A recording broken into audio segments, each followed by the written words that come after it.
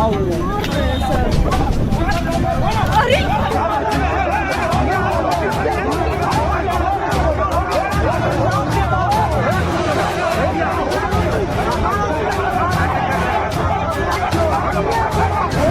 प्रदेश के बाराबंकी जिले में पुलिस द्वारा एबीवीपी कार्यकर्ताओं और छात्रों पर लाठीचार्ज के मामले ने तूल पकड़ लिया है। घटना का वीडियो सामने आने के बाद सरकार ने तत्काल संज्ञान लेते हुए कार्रवाई शुरू कर दी। मुख्यमंत्री योगी आदित्यनाथ के निर्देश पर सीओ सिटी हर्षित चौहान को हटा दिया गया है, जबकि इंस्पेक्टर रामकिशन राणा और चौकी प्रभारी को लाइन हाजिर किया गया है। मामले की जांच अयोध्या जोन के आईजी प्रवीण कुमार को सौंप दी गई है, लेकिन इस घटना के बाद अब सरकार जितना चाहे इस रायते को समेटना चाहे, रायता उनके अधिकारियों और पुलिस ने फैला ही दिया है और अब छात्रों ने भी मोर्चा खोल दिया है। तो पूरा मामला क्या है और इसका असर किस तरह से होगा, इस वीडियो में आपको बताएंगे, तो अंत तक वीडियो को जरूर देखिए। बता दें कि यह घटना बाराबंकी स्थित श्री राम स्वरूप यूनिवर्सिटी की है, जहां पर एबीवीपी कार्यकर्ता और एलएलबी छात्र बिना मान्यता के दाखिला का विरोध कर रहे थे। छात्रों का आरोप है कि विश्वविद्यालय प्रशासन गैर कानूनी तरीके से एलएलबी में दाखिला ले रहा है। इसी को लेकर छात्र शांतिपूर्ण प्रदर्शन कर रहे थे, तभी पुलिस ने बल प्रयोग करते हुए लाठीचार्ज किया। प्रदर्शन कर रहे छात्रों का कहना है कि वे शांतिपूर्ण तरीके से विरोध जता रहे थे, लेकिन पुलिस ने बिना उकसावे के बर्बर लाठीचार्ज किया। कई छात्र गंभीर रूप से घायल हुए और अस्पताल में भी भर्ती हैं। एबीवीपी, जो कि भाजपा का छात्र संगठन है, अब अपनी ही सरकार के खिलाफ आंदोलन के मूड में नजर आ रहा है।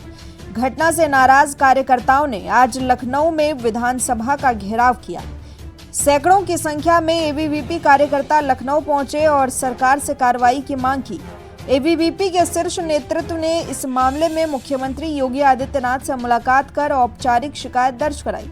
इसके बाद सरकार ने तेजी से कार्रवाई करते हुए दोषी पुलिस अधिकारियों पर कार्रवाई शुरू की है। अब इस घटना को लेकर विपक्ष ने भी सरकार को घेरना शुरू कर दिया है। समाजवादी पार्टी अध्यक्ष अखिलेश यादव ने ट्विटर पर सरकार पर हमला बोलते हुए कहा कि अपनी ही सरकार में एबीवीपी कार्यकर्ताओं को पीटा जा रहा है। यह बीजेपी की आंतरिक विफलता का प्रमाण है। एबीवीपी कार्यकर्ताओं पर हुए लाठीचार्ज ने न सिर्फ छात्रों का आक्रोश बढ़ाया, बल्कि भाजपा की अंदरूनी राजनीति में भी खलबली मचा दी।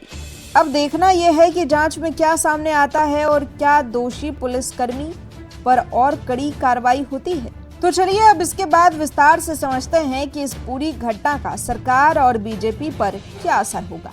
सबसे पहले जान लीजिए कि यूपी सरकार, योगी सरकार पर इस घटना का क्या असर होगा। तो आपको बता दें कि सीएम योगी की सरकार अब तक कानून व्यवस्था और सख्त प्रशासन के लिए जानी जाती रही है, लेकिन जब सरकार के ही करीबी छात्र संगठन एबीवीपी कार्यकर्ताओं पर लाठीचार्ज होता है तो ये एक संघर्ष की छवि बनाता है, अपनों से ही टकराव।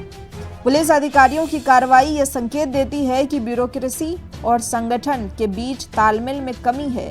ये अंतर्विरोध सरकार की निर्णय लेने की प्रक्रिया और जमीन पर पकड़ जैसे मुद्दों पर सवाल उठाती है। अब इस घटना का बीजेपी पर क्या असर होगा, तो संघ परिवार में असंतोष इससे बढ़ सकता है। जी हाँ, एबीवीपी केवल एक छात्र संगठन नहीं, बल्कि आरएसएस की विचारधारा और कैडर बिल्डिंग की नींव है। यदि ऐसे संगठनों के कार्यकर्ताओं को सरकार में संरक्षण नहीं मिलता तो यह आरएसएस और भाजपा के बीच दूरी को बढ़ा सकता है।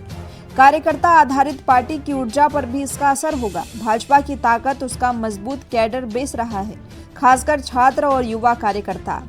यदि कहीं कार्यकर्ता खुद को अनदेखा या प्रताड़ित महसूस करते हैं तो 2027 तक उनकी चुनावी ऊर्जा कमजोर हो सकती है। 2027 के चुनाव पर इसका संभावित असर समझ लीजिए। इस घटना ने जिन छात्रों को पीटा, ये खुद को युवा आवाज का प्रतिनिधि मानते हैं।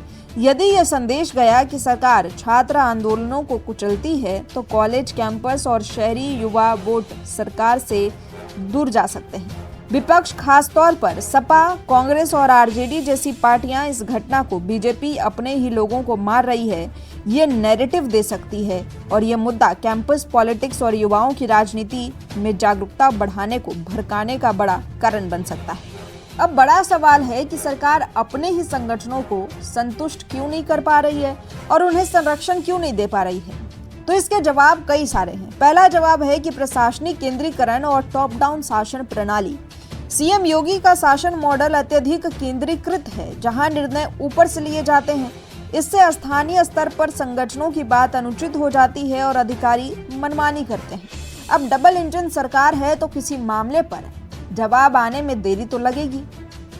दूसरा है ब्यूरोक्रेसी का प्रभाव बढ़ना। पिछले कुछ वर्षों में देखा गया कि अधिकारियों को खुली छूट मिली है। ये स्थिति संगठनात्मक कार्यकर्ताओं को हाशिए पर डाल रही है। तीसरा कारण है राजनीतिक संवाद की कमी।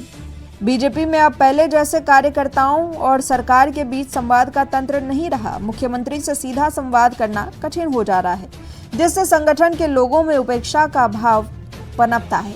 तो ये कुछ संभावित कारण है जिसकी वजह से इस तरह की घटनाएं सामने आ रही है और अब खुद सरकार के जो संगठन हैं उन्होंने अपनी ही सरकार के विरुद्ध मोर्चा खोल दिया है। तो उत्तर प्रदेश की यह घटना महज एक लाठीचार्ज नहीं बल्कि सत्ताधारी दल के भीतर बढ़ती दूरी और संवादहीनता की गंभीर चेतावनी है। जब सरकार अपने ही संगठनों की आवाज को अनसुना करने लगे तो सवाल सिर्फ विपक्ष का नहीं, व्यवस्था की आत्ममंथन की और जरूरत का भी होता है।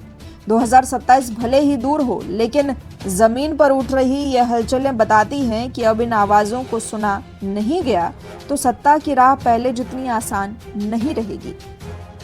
आप इस पूरे मामले पर क्या सोचते हैं? कमेंट में हमें जरूर बताइए। इसी तरह की और भी खबरों के लिए जुड़े रहिए हमारे साथ और देखते रहे YBN उत्तर प्रदेश उत्तराखंड। अगर चैनल को आपने सब्सक्राइब नहीं किया है तो कर लीजिए। ये वीडियो अगर आपको पसंद आया हो तो लाइक, शेयर और कमेंट करना बिल्कुल मत भूलिए।